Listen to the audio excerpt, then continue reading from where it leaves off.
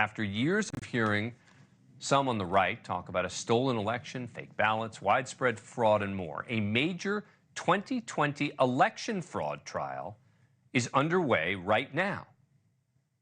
But it may not be the one that the former president or Governor Ron DeSantis and his dedicated election fraud unit were hoping for. Former Florida state senator Frank Artiles, a Republican, faces up to 20 years on felony charges. He's accused in a 2020 election scheme where he allegedly bribed a guy named Alexis Rodriguez $50,000 to run as a so-called ghost candidate with no party affiliation. Why? Because the incumbent Democrat's last name was also Rodriguez. The idea was for the ghost candidate to take votes from then State Senator Jose Rodriguez by confusing Florida residents. And it sure seems to have worked. The 37th district's election flipped to the Republicans, and the eventual winner was now State Senator Ileana Garcia. Garcia won by fewer than 50 votes. The ghost candidate, Rodriguez, over 6,000 votes. The trial, which began last week after about 3 years of court proceedings, has already been quite spectacular. Rodriguez, that is Alex Rodriguez, pled guilty and agreed to testify against Artiles, laying out on the stand what he said their deal was. He wanted me to run for office in that seat in Palmetto Bay because the Democratic candidate had the same last name as me, and it would help siphon votes away. In exchange for me running, he would give me $50,000, $25,000 before the election and $25,000 after. And what was your response to that offer? I agreed to do it. I needed the money. Rodriguez, by the way, also admitted to fraudulently voting in another district in 2016, 2018, and 2020 using an old address.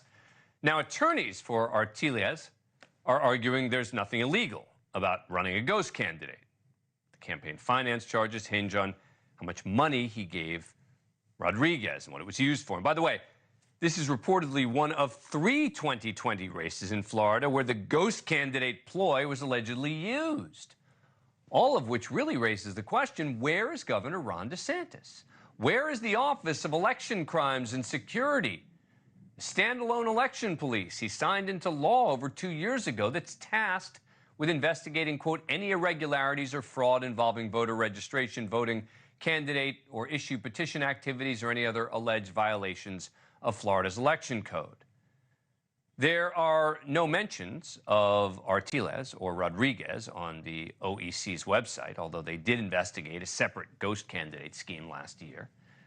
If exposing voter fraud and election tampering is a top priority this year, why are they ghosting this case? Are they ghosting this case? Am I being unfair?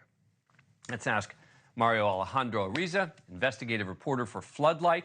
He's been in court covering the case, a lot of experience covering Florida politics. Thanks very much for coming on the show. Appreciate it. All right, first let me ask you that question before I ask you about the details of the case. You know, is the election integrity unit there involved in this case? Has Governor DeSantis been talking about this case? Not to my knowledge. The unit that primarily investigated this case was the Miami-Dade Police Department. Its detectives tasked out to the Miami-Dade State Attorney's Office, which State Attorney's Office. Some of the other ghost candidates from the 2020 election were investigated by the Florida Department of Law Enforcement, but the primary chunks of the investigation occurred before this unit was even created by DeSantis' gubernatorial office. So what kinds of charges is he facing? How serious a crime is this considered? It's a pretty serious crime, but Florida has famously lax election laws, so it's a very narrow case. He's charged with 4 counts, sir. He's got count 1, making excessive campaign contributions. Count 2, conspiracy to make excessive campaign contributions. Count 3 is falsely swearing an oath.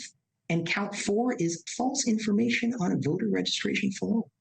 Thanks for watching. Go to joinnn.com to find NewsNation on your screen. And don't forget to click the red subscribe button below to get more of NewsNation's fact-driven, unbiased coverage.